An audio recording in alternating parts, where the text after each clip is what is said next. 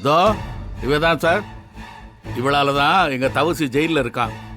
இவளால தான் எல்லா பிரச்சனையுமே.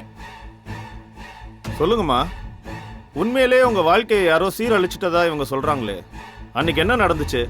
ஒண்ணு விடாம என்கிட்ட சொல்லுங்க.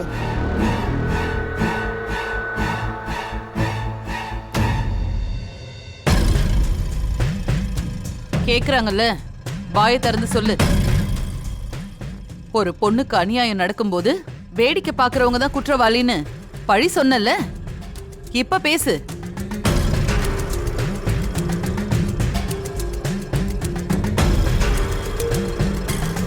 மா, என்ன நடக்குதுங்க? அண்ணி, என்னாச்சு? என்னாச்சுன்னு இவ வாய் திறந்து சொன்னாதானே தெரியும். கல்லு மாதிரி நிக்கிறாளே. நான் எதுக்கு இவர்கிட்ட எல்லாத்தையும் சொல்லணும்? அன்பு மாமாக்கு பெயில் வாங்கணும், அதுக்குதான். அதுக்கு எதுக்கு இவர் வரணும்? சத்தியவதி மேடம் அதெல்லாம் பாத்துப்பாங்க. தேவையே இல்ல. அந்த கூட்டத்தோட சவகாசமே தேவையில்ல. உள்ள ஜெயில இருக்கிறது ஏன் புள்ள. அவனை யார வச்சு வெளியில கொண்டு வரணும்னு எனக்கு தெரியும். இந்த பாரு, வக்கீல் சார் கேக்குற கேள்விக்கு மட்டும் பதில் சொல்லுமா, அது போதும். இங்க பாருமா, என்ன நடந்துச்சோ அதை மறைக்காம என்கிட்ட ஒண்ணு விடாம சொல்லணும். எந்த பொய்யும் சொல்லக்கூடாது. என்கிட்ட சின்ன உண்மையை கூட மறைக்க கூடாது. சொல்லுமா. முடியாது.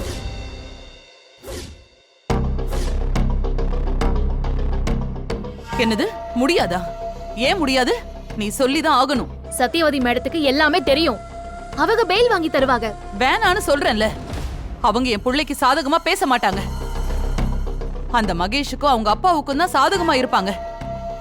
அவங்க அன்பை வெளியில வர விட மாட்டாங்க. அவரை ஜெயிலுக்கு அனுப்புறதால மகேஷாருக்கும் தெல்லிசாருக்கும் என்ன லாபம்? அவங்க ஏன் பெயில் கிடைக்கிறத தடுக்கணும்? ஏன்னா உண்மையான கொலைகாரன் அந்த கம்பெனில தான் இருப்பான். அன்பு கொலை பண்ணலங்கிற உண்மை வெளியில வந்துட்டா அவன் மாட்டிக்குவான்ல. அவங்க கம்பெனி பேரு தானே கெட்டு போகும். அதனால அன்பை வெளியில வர விட மாட்டாங்க. மா, கொஞ்சமாவது லாஜிக்கா பேசுமா. அப்படி பார்த்தா அண்ணாவும் அண்ணியும் கூட தான் அந்த கம்பெனில வேலை பாக்குறாங்க. அண்ணாவை இந்த கேஸ்ல இருந்து வெளியே கொண்டு வரலனா அப்பவும் கெட்ட பேர் தானே வரும். எனக்கு அதெல்லாம் தெரியாது. அந்த மகேஷ் சம்பந்தப்பட்ட யாரும் என் பிள்ளைக்காக வர வேணாம்.